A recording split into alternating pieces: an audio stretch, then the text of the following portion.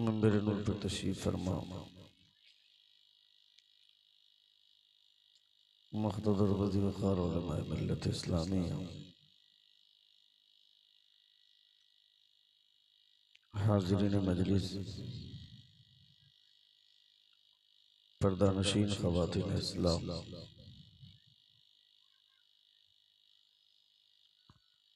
Honorable respected scholars of Islam, dear audience, and my lovely brothers of Islam. Assalamu alaikum wa rahmatullahi ta'ala wa barakatuh.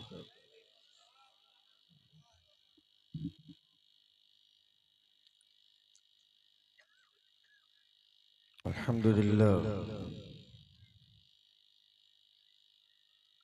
Alhamdulillahi Rabbil Alameen wal aqibatu lil muttaqeen. والصلاة والسلام على سيد المرسلين وعلى آله وصحبه أجمعين أما بعد فأعوذ بالله من الشيطان الرجيم بسم الله الرحمن الرحيم اقرأ باسم ربك الذي خلق خلق الإنسان من علق اقرأ وربك الأكرم الذي علم بالقلم علم الإنسان ما لم يعلم آمنت بالله صدق الله العظيم وصدق رسوله النبي الأمين المتين الكريم ونحن على ذلك لمن الشاهدين والشاكرين والحمد لله رب العالمين। बावाज़ बुलंद दुरूद शरीफ का नजराना पेश करें। अल्लाहुम्मा सल्ली अला सय्यिदिना शफीना हबीबिना व नबिय्यिना मौलाना मुहम्मदिन मुबारक वसल्लम सलातम व सलामन अलैका या रसूल अल्लाह सल्लल्लाहु तआला अलैहि वसल्लम। साउंड खोलिए।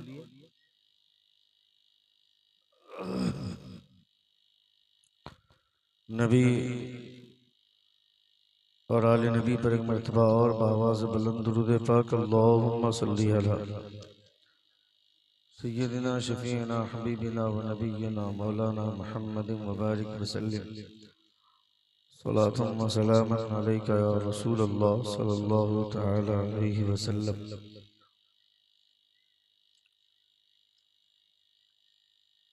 बड़ी शानदार महफिल, खूबसूरत बज़्म,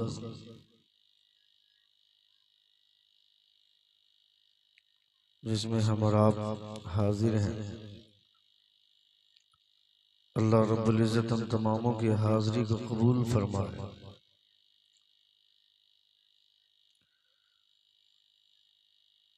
चंद लोग जो इधर रुख करके बज़्म को ज़ीनत बख्श रहे हैं,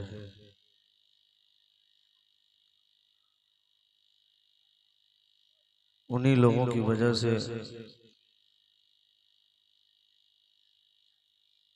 इस बज़्म की हुर्मत बाकी है, वरना एक तिहाई यहाँ पे हैं, बाकी अक्सर व बेशतर लोग बाहर घूम रहे हैं।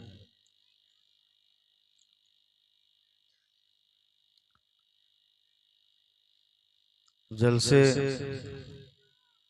खराब होने के कई वजूहात हैं। कहीं पर भी जलसा डैमेज होता है तो उस डैमेज के पीछे जो रीजन है, कई असबाब हैं, कई रीजंस हैं, उनमें से कुछ मुलाहिजा करें। जिस जलसे में कोई पीर आए और रात के 10 बजे ही माइक मांग ले तो जलसा डैमेज होगा।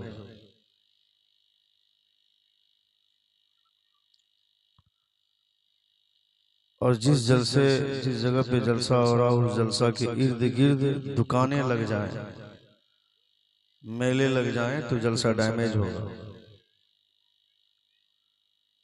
तीसरी वजह जलसा खराब होने की, जो बैच लगाकर बिल्ला लगाकर जो नौजवान घूमते हैं वॉलंटियर बनकर, उनकी वजह से भी जलसे खराब होते हैं। उन्हें भी जलसा सुनना उतना ही जरूरी है जितना बाकी लोगों के लिए सुनना जरूरी है। और खास तौर पर जब इस तरह का एहतमाम हो तो औरतों को तो लाना ही नहीं चाहिए। हर तरफ रास्ता जाम है। जिधर यहाँ के इंतजामिया ने बाथरूम बनाया उधर कोई नहीं जा सकता है। मजबूरन हम लोगों को किसी और तरफ मुतवज्जह होना पड़ा तो उधर बेहयाई का मंजर हम लोगों ने देखा। आप बताएं, रात भर यहाँ जलसे हो रहे हैं, हुजूर की महफिल से नूरानियत तकसीम हो रही है, और आपकी बेटियां, आपकी बीवियां, आपकी बहनें अगर बाहर गुलछर्रे उड़ाएंगी तो इसका क्या असर जाएगा बाहर। आप यहाँ बैठ कर नेकियां, आप इस बुनियाद पर अपनी बीवी बच्चों को लेकर के आते हैं कि चलो हम हुजूर की महफिल में बैठकर हुजूर का तज़किरा सुनेंगे तो हमारी बेटियां महरूम क्यों रहेंगी, वो भी सुनेंगी। और अगर आपकी बेटियां बाहर घूमेंगी, आपकी बहनें घूमेंगी, आपकी बीवियां घूमेंगी, कल क़यामत के दिन आप क्या जवाब देंगे। ये सब बातें लोगों को अच्छी नहीं लगती है, क्योंकि लोग शॉर्टकट में जन्नत जाने के आदी हैं। अगर आपकी बीवी आपकी बात नहीं मानती है और आप नहीं मनवा पाते हैं तो आपसे बड़ा दयूस कौन है। इतना शोर हो रहा है बाहर, इस कदर हुड़दमबाजी हो रही है बाहर, हैरत होती है देखकर। ये मुसलमानों की बेटियां, ये मुसलमानों की बच्चियां, कौन बोलेगा उसको। आदमी हाथ पकड़ पकड़ कर तो नहीं बोल सकता है ना। हम लोग जब माइक पर आते हैं तो इन सब चीजों का रद्द करते हैं, मगर हमारे रद्द करने से क्या होगा, जब तक आपका दिल जिंदा नहीं होगा, जब तक आपका जमीर जिंदा नहीं होगा। वो जरूर किसी न किसी की बहन होगी, किसी न किसी की बेटी होगी, किसी न किसी की बीवी होगी। एक औरत कल क़यामत के मैदान में 4 मर्दों को दोज़ख में लेकर के जाएगी। आपको अंदाजा नहीं है इस चीज का। या फिर आपको अच्छा लगता है अपनी बीवी को एक जगह बैठा देते हैं और खूब घूमते रहते हैं। जितनी औरतें बाहर हैं उससे ज्यादा मर्द बाहर घूम रहे हैं। इन नौजवान और आवारा बच्चों को नहीं समझ में आता है। क़यामत के दिन पता चलेगा क्या हश्र होगा हमारा। बातें बहुत सारी हैं। अल्लाह रब्बुल इज्जत सलामत रखे यहाँ के इंतजामिया को, मौलाना इनामुर रब साहब और उनके तमाम रुफ़क़ाए कार को, जिन्होंने इस बज़्म को सजाने के लिए न जाने कितने कितने दरवाजों पर कितनी कितनी बार भीख मांगी होगी, हाथ फैलाया होगा। ऐसे जलसे मुनक़्क़द नहीं होते हैं, आपको खेल लगता है। आप आकर के बैठकर सुनते हैं, मगर आप ही में से कुछ ऐसे लोग हैं जो सुबह सुबह किसी मौलवी की टीम को देखने के बाद कहते हैं ये देखो सुबह सुबह आ गए मौलाना लोग, अभी हमने बोहनी तक नहीं किया और इनको चंदा देना होगा। इतनी घटिया सोच है आपकी। आपको तो ये सोचना चाहिए था कि मैंने बोहनी नहीं किया है, मदरसे के नाम पर दे देंगे तो खुदा हमारे रिस्क का इंतजाम फरमा देगा। वाह वाह वाह वाह वाह वाह वाह वाह, ये माशाअल्लाह। मगर आप नहीं सोचते हैं, आपकी सोच अलग हो गई, आपके तखय्युलात अलग हो गए। अभी अल्लामा रोशन ज़मीर अल्लामा रोशन साहब क़िबला मिसबाही अज़हरी का बहुत शानदार खिताब आपने मुलाहज़ा फरमाया। उनकी एक मुख्तसर सी किताब मैंने अहले बैत अतहार की फजीलत में 2-4 जगहों से मैंने मुख्तसर से बर्क़ गर्दानी करने की कोशिश की तो बड़ा अच्छा लगा, तबीयत खुश हुई। हमारे नौजवान नस्ल के उलमा जो अपने कलम को हरकत, हमारे उस्ताद ने कहा था मन हफीज़ फर्रा मन कतब कर्रा, जिसने याद किया उसने भुला दिया, जिसने लिख दिया वो बाकी रह जाने वाला। इन्होंने अपनी मालूमात को कलम के जरिए किरतास पर जमा किया और किताब की सूरत में आपके सामने लाया।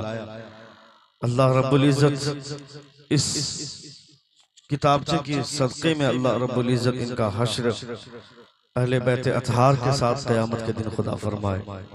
नबी कौनैन सल्लल्लाहु तआला अलैहि वसल्लम फरमाते हैं, the best of the people are the Arabs, the best of the Arabs are the Quraysh, the best of the Quraysh are the Banu Hashim, the best of the Banu Hashim is our family. Mustafa फरमाते दुनिया में सबसे अच्छे लोग अरब के लोग हुआ करते और अरब में सबसे अच्छे लोग कुरैश के लोग हुआ करते हैं और कुरैश में सबसे अच्छे लोग बनु हाशिम के हुआ करते हैं और बनु हाशिम में सबसे अच्छे लोग मेरी फैमिली के लोग हुआ करते हैं। ये हुजूर फरमाते हैं, मेरे मुस्तफ़ा फरमाते हैं। नबी कौनैन सल्लल्लाहु तआला अलैहि वसल्लम के खानदान पर बड़ी अच्छी किताब इन्होंने लिखी है, मुख्तसर सही मगर जामे, और हवाला देखने के बाद तबीयत खुश हुई। माखज़ो मराजे की जो मैंने फहरिस्त देखी तबीयत गदगद हो गई। अल्लाह रब्बुल इज्जत इनके कलम में मजीद तवानाई की बरकतें अता फरमाए। एक बार जोर से पूरा मजमा अपने दोनों हाथों को फिजा में लहरा कर कहें या रसूल अल्लाह, और एक बार कहें या हबीब अल्लाह।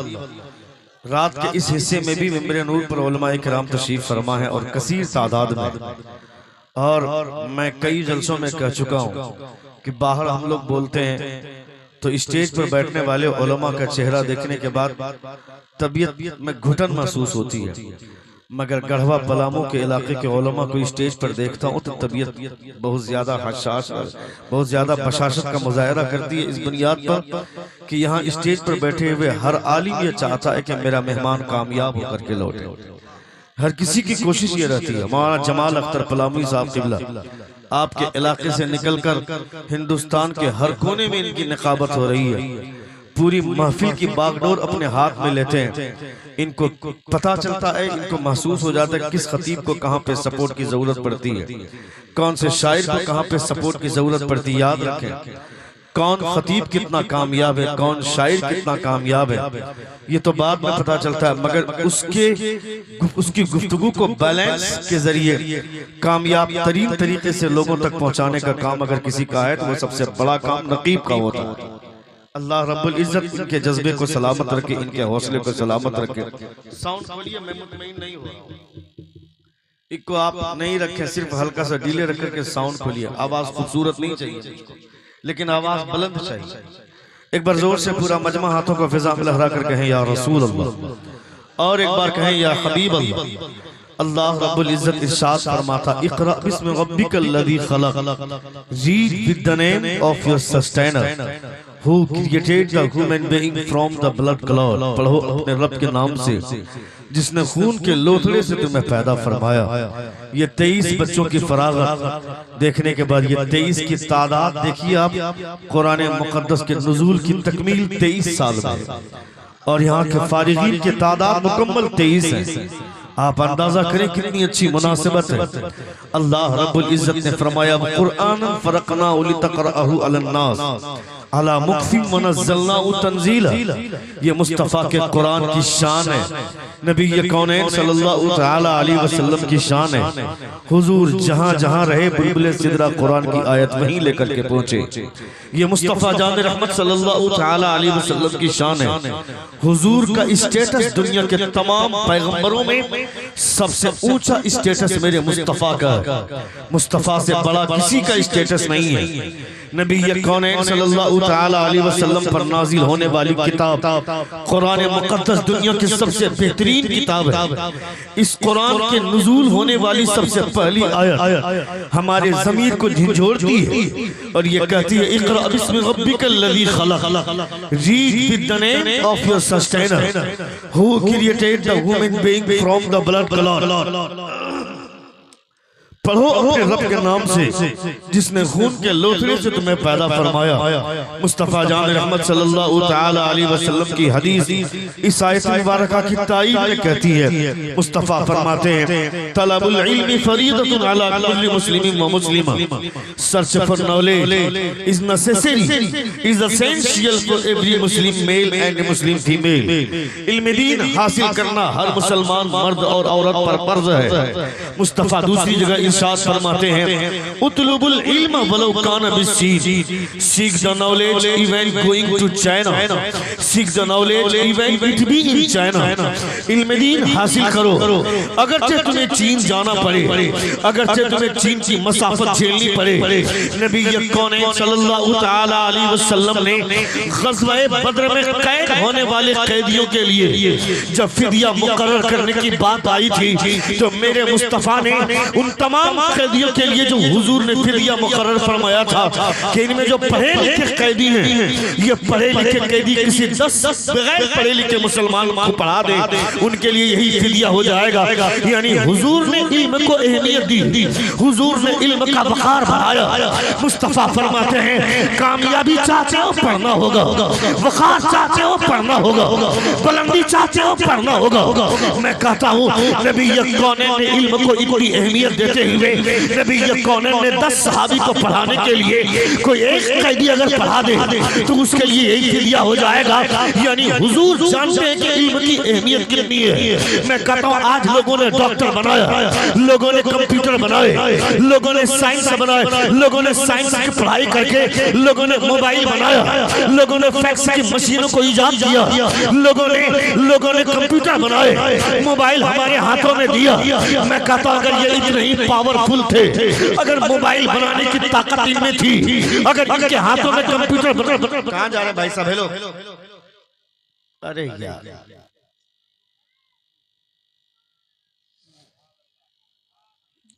वाह वाह वाह वाह वाह वाह माशाअल्लाह।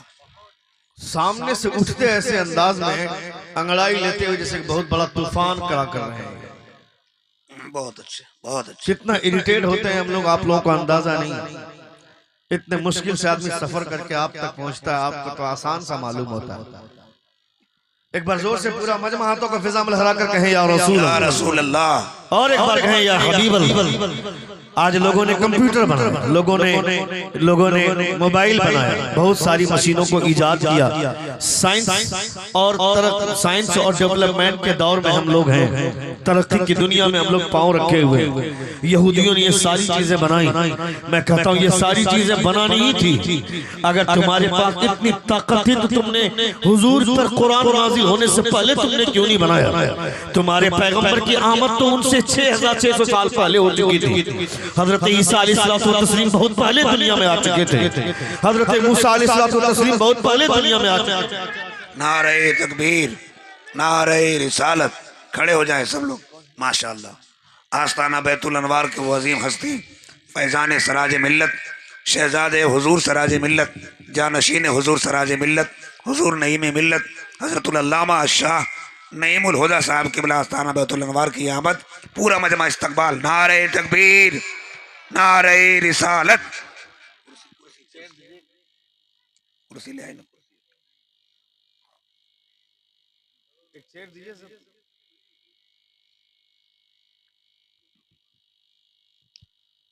नीचे से एक कुर्सी लाई ना चादर लगा के।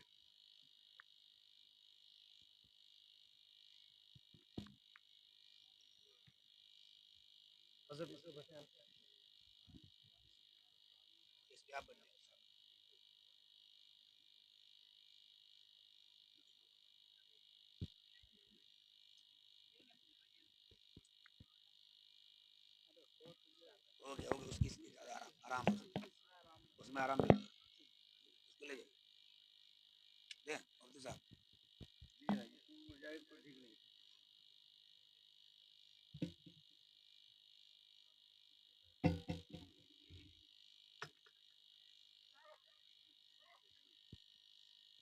बैठ जाए, बैठ जाए, जो जहाँ खड़ा है वहीं बैठ जाए।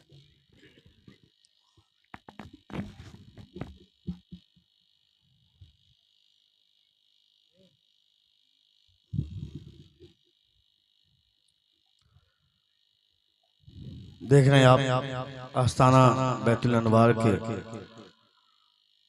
वो ताबिंदा पेशानी और उभरी हुई पेशानियों वाला खूबसूरत पीर शहजादे हुजूर सिराज मिल्लत पीर तरीक़त रहबर राह शरीयत हज़रत अल्लामा मौलाना नईमुल हुदा साहब क़िबला मद्दज़िल्लहु नूरानी तशरीफ़ फरमा। अल्लाह रब्बुल इज़्ज़त का बेपनाह करम है। आपको नहीं मालूम, मुझे बहुत ज़्यादा शफ़क़तें मिली हैं हुजूर नईमुल हुदा साहब क़िबला मद्दज़िल्लहु नूरानी से। मैं आस्ताना बैतुल अनवार ऐनुल उलूम गया गीवाल बीघा मैं पढ़ चुका हूँ। मुझे बेपनाह शफ़क़तें इनकी मिली हैं, बहुत ज़्यादा मोहब्बतों से नवाजा है इन्होंने। अल्लाह रब्बुल इज़्ज़त का बेपनाह करम। मुझे लगता है कि आज उसी आस्ताने की खाक छानने की बदौलत खुदा ने मुझे यह मकाम अता फरमाया। इतने सारे लोगों के बीच में मैं आपके सामने लबकुशाई की सआदत हासिल कर रहा हूँ। हुजूर सिराजुल हुदा अलैहि रहमा की बारगाह से जो इंसान अपने आप को लगाता है, खुदा उसे बुलंदी का आसमान अता फरमाता है। देख रहे हैं आप हुजूर तशरीफ फरमा है, हजरत की मौजूदगी में बोल रहा हूँ। ये मेरे मुकद्दर की बात है, ये मेरी सआदत की बात है। अल्लाह रब्बुल इज़्ज़त आपके जज्बात को सलामत रखे। एक बार जोर से कहें या रसूल अल्लाह, और एक बार कहें या हबीब अल्लाह। अपने बच्चों को उलमा से करीब कीजिए, अपने बच्चों को बारगाहों से करीब कीजिए, रसूल ज़िलक़ार सल्लल्लाहु तआला अलैहि वसल्लम के गुलामों से करीब कीजिए। आपके बच्चे आने वाले दिनों में इतने खतरनाक माहौल में अपने आप को कैसे बचाएंगे, ये आपकी जिम्मेदारी है। हुजूर ने फरमाया था अल्लिमू औलादकुम सलासत खिसाल। मुस्तफ़ा ने फरमाया था अपनी औलाद को 3 चीजें जरूर बताना। ये हुजूर ने फरमाया था 3 चीजें जरूर सिखाना अपनी औलाद को। नबी ये कौनैन ने फरमाया था पहली चीज हुब्बु नबीयिकुम, अपने नबी की मोहब्बत पहली चीज अपने बच्चों के सीने में बैठाओ। तुम्हारे बेटों के सीने में पहली चीज हुजूर की मोहब्बत आए। दूसरी चीज मुस्तफ़ा फरमाते हुब्बु अहली बैति नबीयिकुम, दूसरी चीज मुस्तफ़ा फरमाते अहले बैत की मोहब्बत अपने बच्चों के सीनों में दाखिल करो। तीसरी चीज मुस्तफ़ा फरमाते हैं बतिलावतुल कुरान, और कुरान की तिलावत करना अपने बच्चों के सीने में डालो। तुम्हारे बच्चों को 3 चीजों का इल्म होना जरूरी है। तुम्हारा बच्चा ये जाने कि मुस्तफ़ा की मोहब्बत क्या होती है, तुम्हारे बच्चे ये जाने कि अहले बैत की मोहब्बत क्या होती है, तुम्हारे बच्चे ये जाने कि कुरान की तिलावत का मलका कैसे हासिल किया जाता है। मैं कहता हूँ हम लोग ये जानते हैं कि क़यामत के मैदान में नबी ये कौनैन सल्लल्लाहु अलैहि वसल्लम की शफाअत मिलेगी हम तमामों को। इस बात पर यकीन ही नहीं, हमारा ईमान है कि मुस्तफ़ा शफाअत करेंगे। मगर क्या आपको पता है कि मैदान महशर में मुस्तफ़ा सिर्फ शफाअत नहीं करेंगे, हुजूर शिकायत भी करेंगे क़यामत के मैदान में। जिन लोगों की शफाअत हुजूर कर दें यकीनन वो जन्नत में जाएंगे, मगर किसी की शिकायत अगर लगा दे मुस्तफ़ा क़यामत में फिर क्या होगा, ये मैं नहीं कहता हूँ। अल्लाह फरमाता है वक़ाल रसूल या रब्बी इन्न कौमी इत्तख़ज़ू हाज़ल कुरआन महजूरा। ए परवरदिगारा ये मेरी कौम है जिसने कुरान पढ़ना छोड़ दिया था। कल क़यामत के दिन मुस्तफ़ा कहेंगे या वक़ाल रसूल या रब्बी इन्न कौमी इत्तख़ज़ू हाज़ल कुरआन महजूरा। ये मेरी कौम है जिसने कुरान को ताकों पर सजाया था, ये मेरी कौम है जिसने कुरान को पढ़ना छोड़ दिया था। ये मुस्तफ़ा कल क़यामत के मैदान में अगर हमारे नौजवानों के बारे में कह दे तो फिर हमारे नौजवानों का हाल क्या होगा। जिन नौजवानों की वजह से हमारा शऊर जागता है, हम ये सोचते हैं कि ये नौजवान आगे चलकर दीन की खिदमत अंजाम देंगे, ये नौजवान आगे चलकर दीन का सुतून का काम बनने का काम करेंगे, ये नौजवान आगे चलकर दीन को फरोग देंगे। मैं कहता इन नौजवानों से कैसा काम होगा, जबकि दीन इस्लाम का हर काम नौजवानों की वजह से हुआ है। जब जब ये कदम आगे बढ़ा है नौजवानों की वजह से आगे बढ़ा है। खालिद बिन वलीद जो सबसे ज्यादा जंगें लड़ी जिन्होंने, उनको बिस्तर पे मौत आती है, मुकम्मल जवान होने के हालत में उन्होंने सारी जंगें लड़ी हैं। पूछ उनसे, उनके सीने में मुस्तफ़ा की मोहब्बत थी, इसलिए अल्लाह रब्बुल इज़्ज़त ने उन्हें हर तरफ उरूज अता फरमाया था। ये सिर्फ और सिर्फ मुस्तफ़ा की मोहब्बत की बुनियाद पर तुम्हारा बच्चा मस्जिद से निकलता है और क्रिकेट के बारे में जानता है। तुम्हारा बच्चा मस्जिद से निकलकर पूछता है कि इंडिया का स्कोर कितना हुआ, महेंद्र सिंह धोनी ने स्कोर कितना बनाया, मोहम्मद शामी ने विकेट कितना लिया। मैं कहता हूँ तुम्हारा बच्चा क्रिकेट देखता है, क्रिकेट के पीछे अपने आप को भगाता है, है, टिकटॉक में वीडियो देखता है और उसी में अपनी जिंदगी तबाह करता है। मगर खालिद बिन वलीद अचानक मैदान जंग में हज़रत खालिद बिन वलीद, कभी तुमने उनकी तारीख पढ़ी है? अपने बच्चों को समझाया है? तुम्हारे बुजुर्गों का कार्यक्रम कैसा रहा है? तुम्हारे बुजुर्गों की तारीख कैसी रही है? 60,000 ईसाई आए थे मुसलमानों को कत्ल करने के लिए। हज़रत खालिद बिन वलीद ने कहा कि मुझे सिर्फ 30 आदमी दो, मैं 30 आदमी को लेकर जाकर ऊपर चढ़ाई करूंगा। हज़रत उबैदा बिन जर्राह रज़ियल्लाहु ताला अन्हु सिपह सालार लश्कर है। आप फरमाते खालिद इतने खुशफहमी में मुब्तला मत हो। 60,000 का लश्कर, 60,000 का लश्कर कोई मायने रखता है? तुम उसके मुकाबले में 30 आदमी को लेकर कैसे जाना चाहते हो? हज़रत खालिद बिन वलीद ने कहा मुझे इजाजत तो दीजिए। हज़रत उबैदा बिन जर्राह कहते हैं अगर जाना ही चाहते हो तो कुछ मेरी तरफ से ले लो। आपको 300 आदमी दिए, कहा 300 आदमी लेकर के जाओ। 60,000 के मुकाबले में आने वाले वो 300 लोग थे। 300 लोगों को देखने के बाद जो ईसाई का लश्कर था वो सामने आया और हज़रत खालिद बिन वलीद को कहा कि मुझे लगता है कि तुम सुलह करने आए हो, अगर सुलह करना चाहते हो तो मेरी शर्त पे सुलह होगी। हज़रत खालिद बिन वलीद फरमाते हैं तुम्हें क्या लगता है हम सुलह करने आए हैं? कोई सुलह बंदी नहीं होगी, कोई सुलहनामा लिखा नहीं जाएगा, हम तुम पर चढ़ाई करने के लिए आए। वो ईसाई बोलता है खालिद 7,000 के लश्कर के मुकाबले में ये 300 आदमी को लेकर आया है मुझ पर चढ़ाई करने के लिए। तुम्हें अंदाजा है कौन सी बात कर रहे हो? ये 300 आदमी मेरे मुकाबले में है क्या? हज़रत खालिद बिन वलीद फरमाते हैं तुम्हें क्या लगता है हम ताकत की बुनियाद पर जंग जीतते हैं क्या? ताकत की बुनियाद पर नहीं, ना ताकत पर, ना तकवा पर, ना ज़ोज़ोई तकवा पर है। हमारा नाम जो कुछ है मोहम्मद मुस्तफा पर है। हाय हाय हाय, नारे तकबीर, वाह वाह, अल्लाह अकबर, अल्लाह अकबर, या रसूल अल्लाह, जिंदाबाद जिंदाबाद जिंदाबाद जिंदाबाद, माशाअल्लाह। न तार पर, न तकवा पर, न ज़ुहदो इत्तक़ा पर है, हमारा नाम जो कुछ है मोहम्मद मुस्तफ़ा पर है। जंग शुरू हो गई, 300 लोग और कहा 7,000 का लश्कर। जंग शुरू हो गई, सारे लोग मैदान में जंग कर रहे हैं। अचानक हज़रत खालिद बिन वलीद घोड़े से उतर जाते हैं। लोग कहने लगे, अपने ही मुसलमान जो मुजाहिदीन इस्लाम थे उन्होंने ताने दिया हज़रत खालिद बिन वलीद को, कहा खालिद क्या कर रहे हो? तुमने 300 लोगों के साथ 60,000 के लश्कर पर चढ़ाई किया है और घोड़े से उतरकर जमीन पर क्या कर रहा है? हज़रत खालिद बिन वलीद थोड़ी देर के बाद घोड़े पर चढ़ते हैं। उसके बाद ईसाइयों की हार होती है, मुसलमानों को खुदा फतह नसीब अता फरमाता है। उसके बाद लोगों ने पूछा था खालिद बिन वलीद से, कहा खालिद क्या कर रहे थे जमीन पे उतरकर, घोड़े से उतरकर जमीन पे क्या ढूंढ रहे थे? हज़रत खालिद बिन वलीद अपनी टोपी निकाल कर दिखाते हैं। टोपी के अंदर मुस्तफा जान अहमद का मुंह मुबारक सिलकर रखी थी। हज़रत खालिद बिन वलीद फरमाते हैं मैं अपनी तलवार की बुनियाद पर नहीं जीतता हूँ, ये जो हुजूर का बाल शरीफ अपनी टोपी में रखा है ये उसकी बरकत है कि खुदा मुझे जीत अता फरमाता है। हाय हाय हाय हाय, माशाअल्लाह, मोहब्बत की बुनियाद पर खुदा सुरखरुई अता फरमाता है। तुम्हारा बच्चा आवारगी मचाएगा, तुम्हारा बच्चा बाहर, यहाँ जलसा हो रहा, शामियाना यहाँ लगा हुआ है, तिरपाल यहाँ लगे हुए हैं, डेकोरेशन यहाँ है, बाहर लौंडिया बाजी करेगा तुम्हारा बच्चा। चाय की दुकान पर, पान की दुकान पर, मेले ठेले में जाकर अड्डाबाजी करेगा। उन बच्चों से क्या हम उम्मीद करेंगे? ये बच्चा आगे चलकर दीन का काम करेगा, ये बच्चा आगे चलकर के दीन के पिलर बनने का काम करेगा। तुम्हारे जैसे छोटे की वजह से टीवी चैनल पर बैठकर वो एंकर इस्लाम का मजाक उड़ाती है, मुसलमानों का मजाक उड़ाती है। मैं कहता हूँ कब तुम्हें होश आएगा? पूरी दुनिया चमार हो, सारे लोग एक हो गए हैं, मगर एक मुस्तफा का कलमा पढ़ने वाले सारे लोग आपस में बटे हुए हैं और अब तक लोगों को होश नहीं आया है और अब तक लोग ये नहीं समझ पाए हैं कि बहसीयत मुसलमान हमें एक होना चाहिए था। हम एक होकर के तमाम लोगों का मुकाबला करें। तुम्हें कोई जरूरत नहीं तलवार लेकर मैदान में आने की, तुम्हें कोई जरूरत नहीं है बंदूक लेकर के मैदान में आने की, इसकी जरूरत नहीं है। कसम खुदा की, अगर तुमने हुजूर की सुन्नत को अपनाया, सिर्फ विश्वास लेकर मैदान में आओगे तो पूरा मैदान तुम्हारे हाथों में होगा। क्या कहने तुम्हारे हाथों में होगा। तुम्हें अब तक शऊर नहीं आया, तुमने अब तक अपने आप को जगाया नहीं। तुम तो इस कदर तुम बेहिस हो गए हो कि मदरसे में पढ़ने वाले बच्चों को हिकारत की निगाह से देखते हो।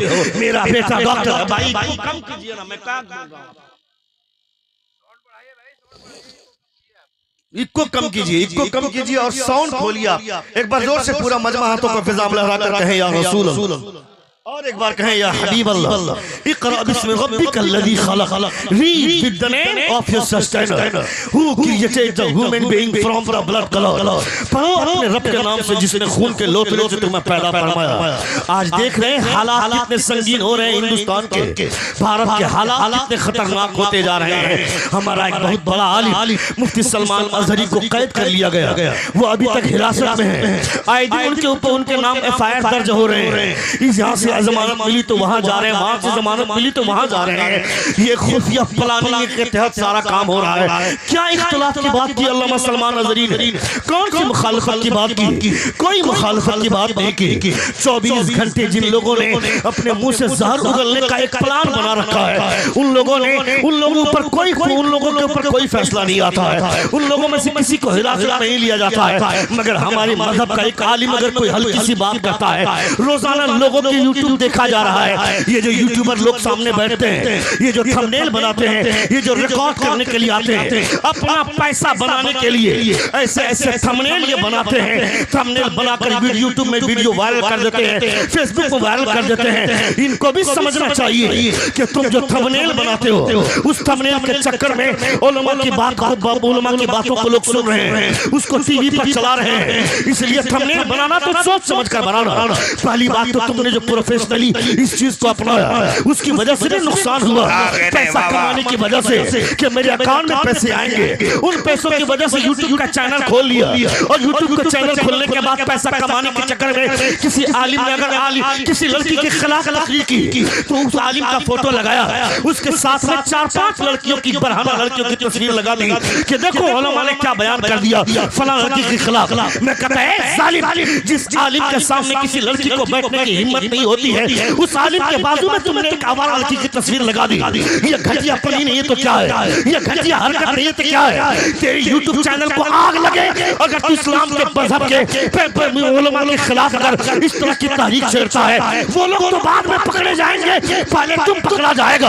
मैं कहता हूँ आज भी लोगों के होश के नाखून लेने चाहिए। आज से पहले हमारे उलमा ने जो वीडियो किसी की मुखालफत की थी, ऐसे ही नहीं की थी। हुजूर सिराज मिल्लत की कोई तस्वीर दिखाओ, ताज शरिया ने हमेशा मुखालफत की, हुजूर हाफिज मिल्लत ने हमेशा मुखालफत की। मैं कहता हूँ दीन यूट्यूब की वजह से नहीं फैला है, इन बुजुर्गों की कदमों की बरकतों से। नारे तकबीर, दोनों हाथ उठाकर नारे तकबीर, नारे रिसालत, कानून मुस्तफा। इसमें वो उलमा भी मुलव्विस हैं जो अपने साथ चैनल लेकर के चलते हैं, और चैनल लेकर के चलते हैं, लोगों को बोल देते हैं कि मेरा यूट्यूब में डाल देना। मैं कब बैठ रहा हूँ, कब उठ रहा हूँ, कब खाना खा रहा हूँ, कब होटल में जा रहा हूँ, कब गाड़ी में बैठ रहा हूँ, कब फ्लाइट में बैठ रहा हूँ, इन सब चीजों की वीडियो शूटिंग करवाई। मैं कहता पूरे गढ़वा और पलामू में कहीं ढूंढने से भी कोई देवबंदी नहीं मिलता है। ये सिराज मिल्लत की मेहरबानी है। बताओ सिराज हुदा अलैहि रहमा कौन सा वीडियो कैमरा लेकर के अपने साथ चलते थे, कौन सा यूट्यूबर चैनल को अपने साथ लेकर के चलते थे।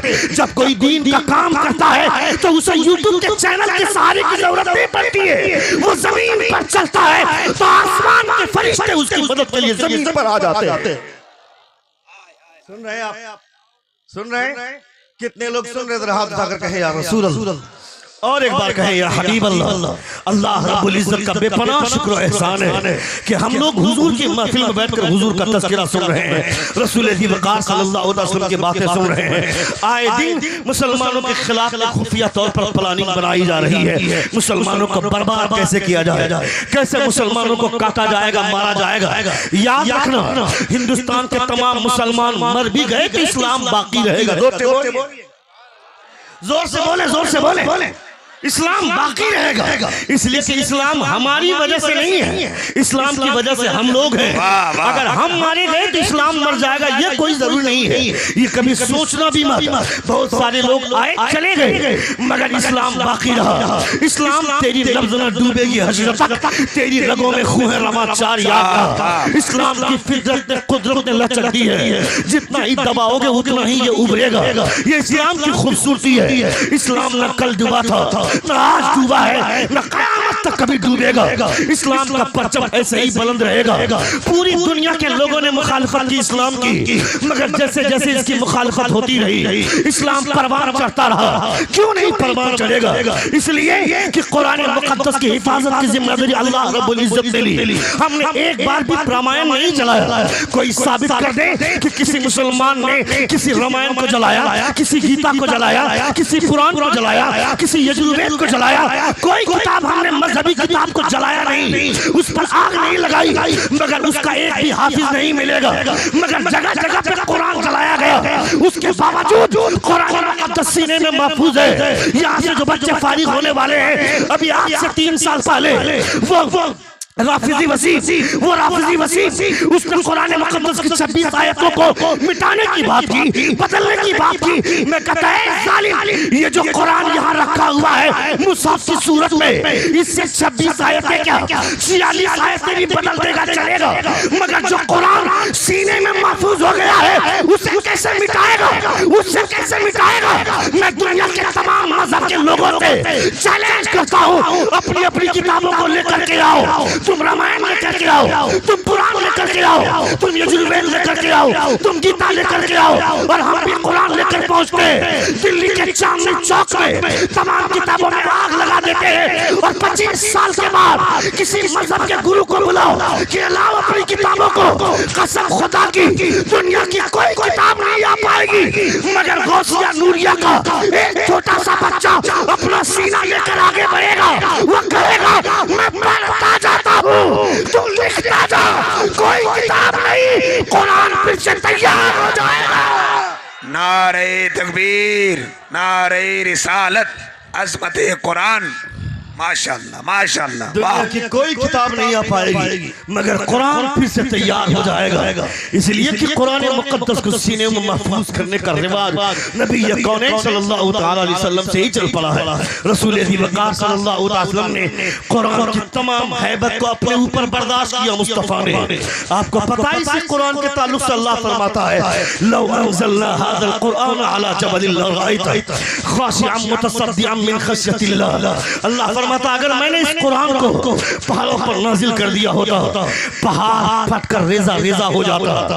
अल्लाह फरमाता है इन्ना अरदल अमानता अला समावाति वल अर्द वल जिबाल फअबैन अन यहमिलहा वअशफक़न मिनहा वहमलहा अल इंसान। अल्लाह फरमाता है मैंने इस कुरान को पहाड़ों को पेश किया, आसमान को पेश किया, जमीन को पेश किया, मगर सबने इसकी हैबत के दहबत की वजह से इनकार कर दिया। मगर वहमलहा अल इंसान, और इंसान ने इसको महफूज कर लिया अपने सीने में। कैसे नहीं महफूज करेगा?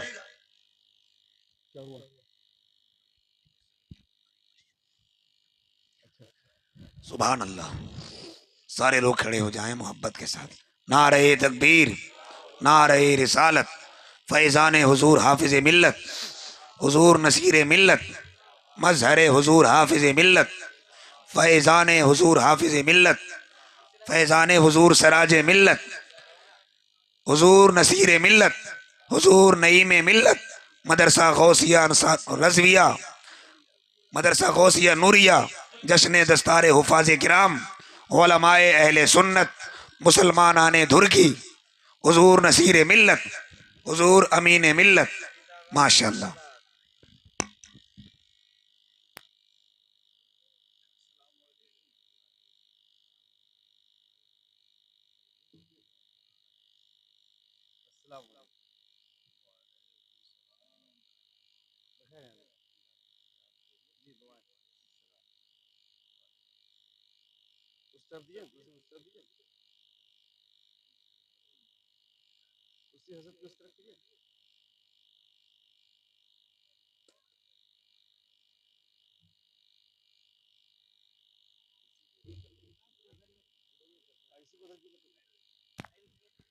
बैठ जाए, बैठ जाए। माशाल्लाह।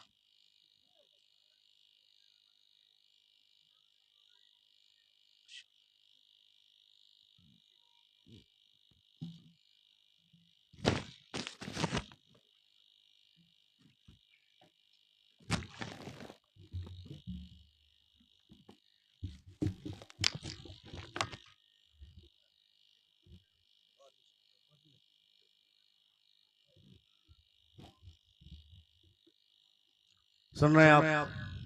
सुन रहे हैं? सुन रहे हैं व्हाट आई एम सेइंग? सुन रहे हैं? कितने लोग सुन रहे? जरा हाथ उठाकर कहें या रसूल अल्लाह, और एक बार कहें या हबीब अल्लाह।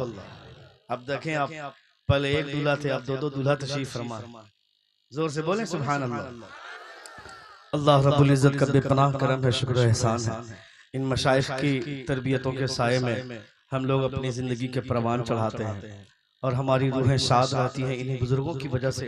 अल्लाह रब्बुल इज्जत का बेपनाह करम है, ऐसे बुजुर्गों को खुदा हम तमामों के दरमियान में तावीज़ की सूरत में अल्लाह सलामत रखे। एक बार जोर से आमीन कहें। 5 से 7 मिनट की गुफ्तगू और मुलायदा फरमाएं। नबी कौनैन सल्लल्लाहु तआला अलैहि वसल्लम फरमाते हैं, अपनी औलाद को 3 चीजें सिखाओ। पहली चीज मुस्तफ़ा फरमाते हैं, हुब्बु नबीयकुम, अपने नबी की मोहब्बत सिखाओ।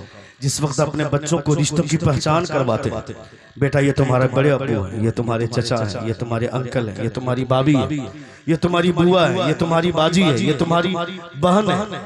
जब जिस वक्त इन रिश्तों की पहचान करवाते हैं, उस वक्त अपने बच्चों के सीने में हुजूर की मोहब्बत बताएं।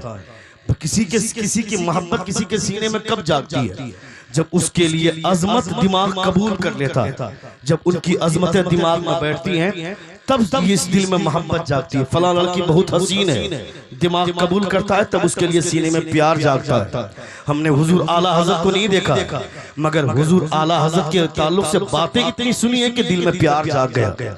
हमने नहीं देखा है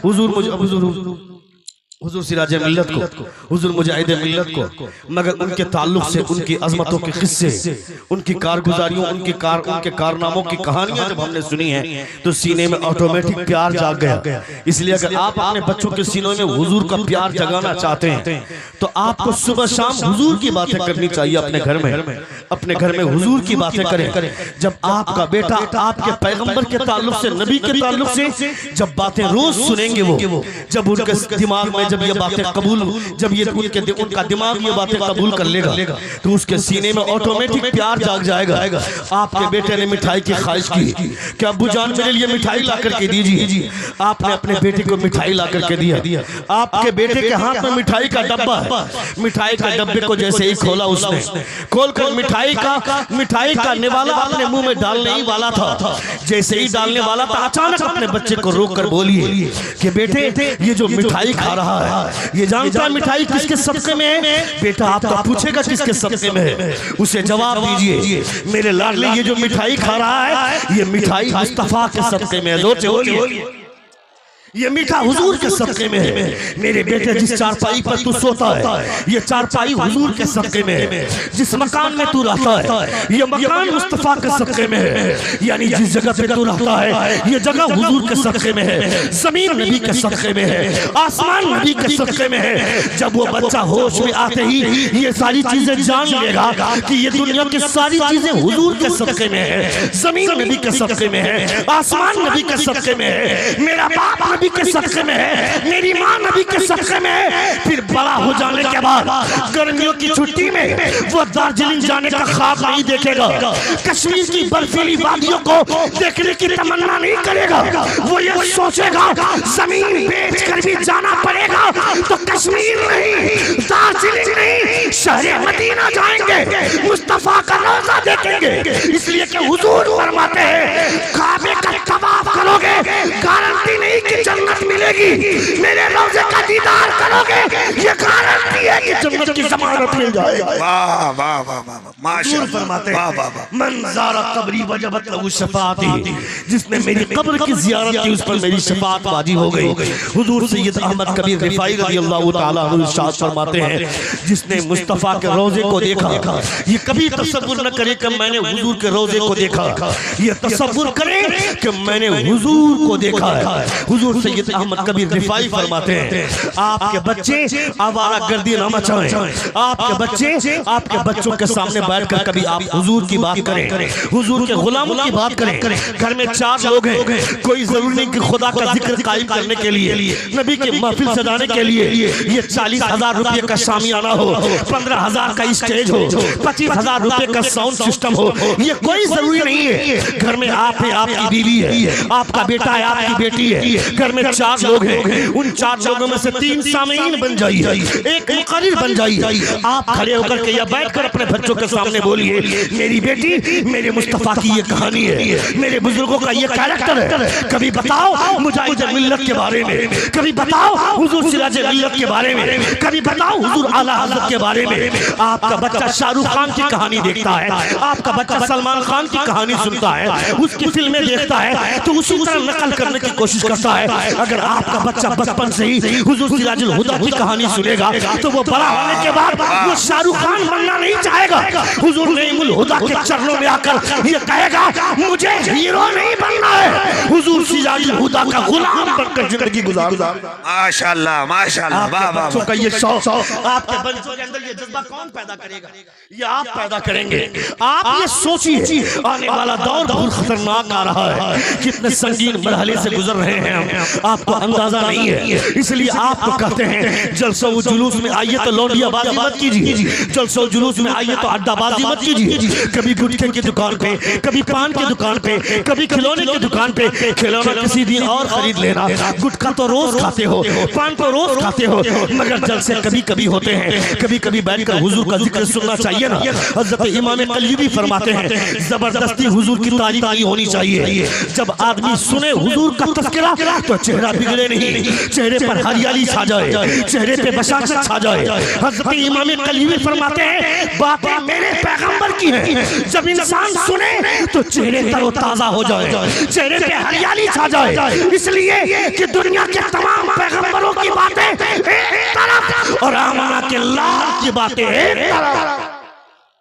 जोर से बोलिए, जोर से बोलिए। माशाअल्लाह, वाह वाह वाह वाह, सुभान आमना के लाल की बातें एक तरफ। वाह वाह वाह। मैं पूछना चाहता हूँ, यहाँ पे अगर 100 से ज्यादा, समझ लो 500 औरतें अगर आई है, खवातीन, लड़कियां, बच्चियां, औरतें मिलाकर के 500 खवातीन इस जलसे में आई हैं, चाहे यहाँ बैठने वाली हो या बाहर घूमने वाली हो।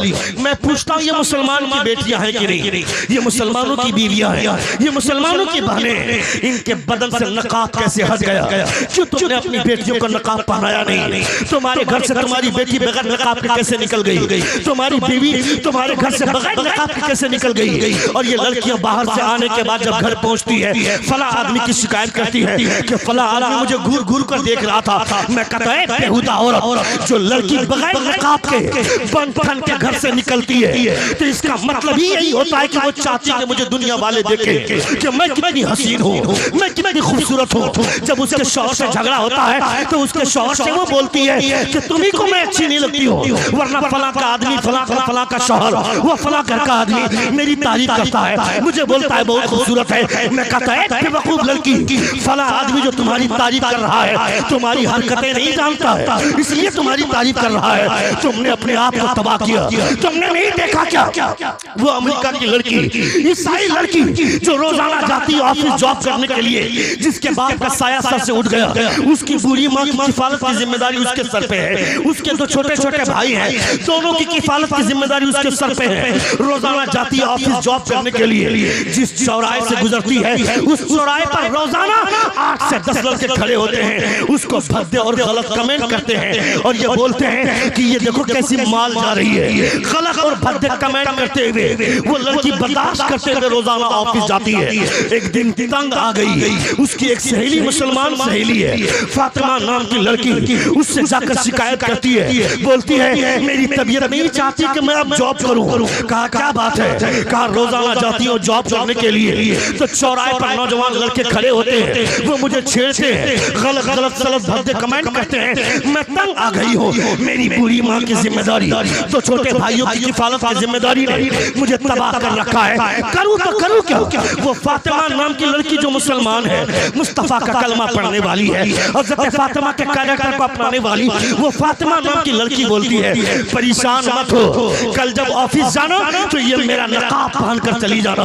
उसने अपना नकाब उस ईसाई लड़की को दे दिया, नकाब पहन कर जा रही है। वही लड़की है, वही चौराहा है, वही नौजवान लड़के।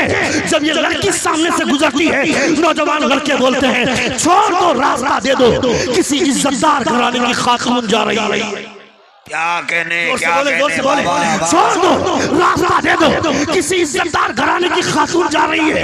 वो लड़की आसानी के साथ गई, वो चौराहा क्रॉस करके ऑफिस गई, अपनी ड्यूटी मुकम्मल करके घर आई, अपने छोटे भाई से बुर्का भेजवा दी। सुबह की सफेदी नुमार होती है, जब ऑफिस जाने का टाइम आता है, वो लड़की दोबारा दरवाजे पर दस्तक देती है। फातिमा ने दरवाजा खोला, ईसाई लड़की अंदर दाखिल हुई, और जैसे ही दरवाजा खोली उसके बाद सीधे फातिमा किचन में चली गई।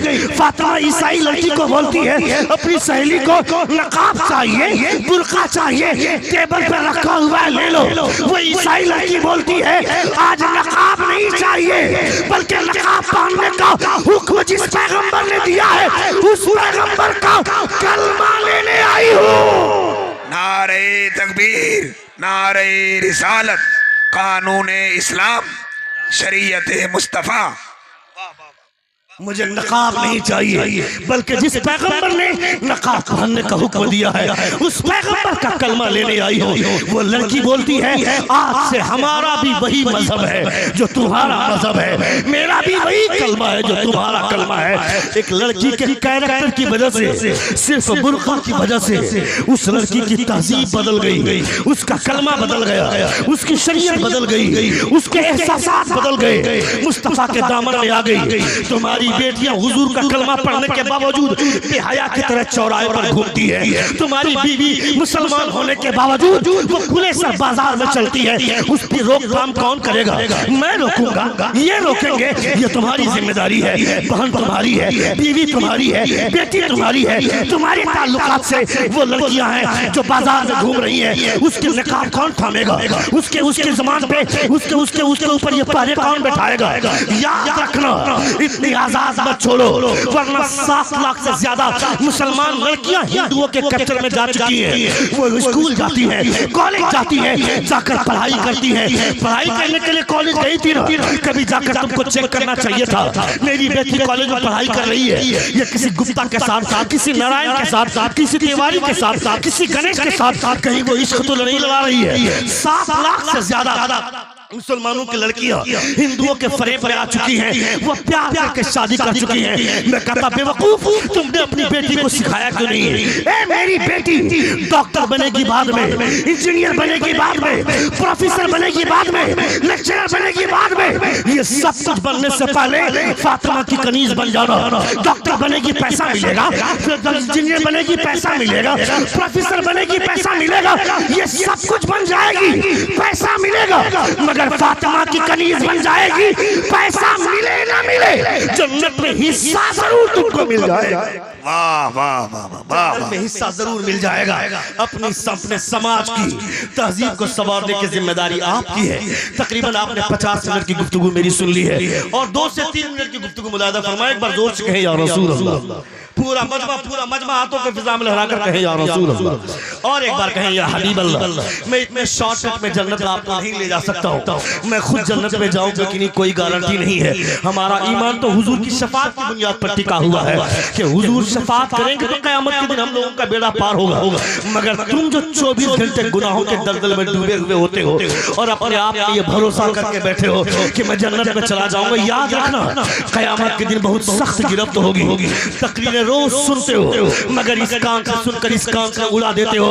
अल्लाह रब्बुल इज्जत ऐसे लोगों के ताल्लुक से फरमाता है, मन आरद अन ज़िक्री फ़इन्न लहू मईशतन दंका व नहशुरुहु यौमल क़ियामति आमा।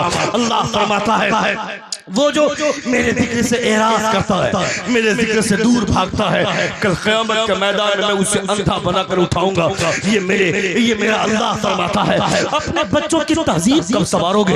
तुम्हारा बच्चा आवारा बन गया, तुम्हारे बच्चे लवारिस बन गए। अपने बच्चों के आज जो मदरसे के बच्चे जो 23 की तादाद में अपने आप को दस्तार के लायक बनाए हैं, इन बच्चों को आपने मदरसे में दिया था। जिस वक्त ये बच्चे मदरसे में आए थे, इन बच्चों को बाप भी बोलना नहीं आता था, माँ को बुलाने का ढंग भी नहीं मालूम था।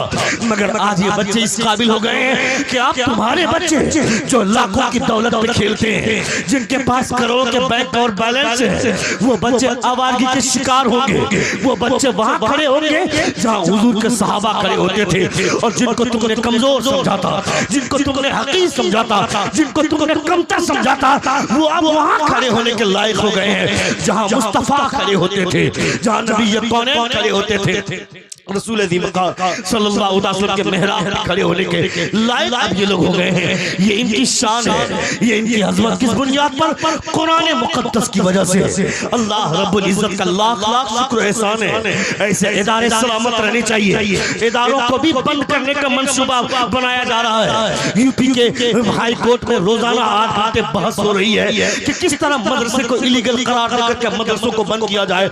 याद रखना, उन की धरती पे 800 साल तक मुसलमानों की हुकूमत रही, तकरीबन 1000 साल को माने रखता है उन दुरुस्त की धरती पर, स्पेन की धरती पर। मगर आज मुसलमानों का और इस्लाम का नामो निशान तक मिट गया। किस बुनियाद पर? वहाँ मदरसे बंद हो गए, मुसलमान मारे गए। मदरसे बंद हो गए तो इस्लाम का नामो निशान बंद हो गया, इस्लाम का बोलबाला बंद हो गया।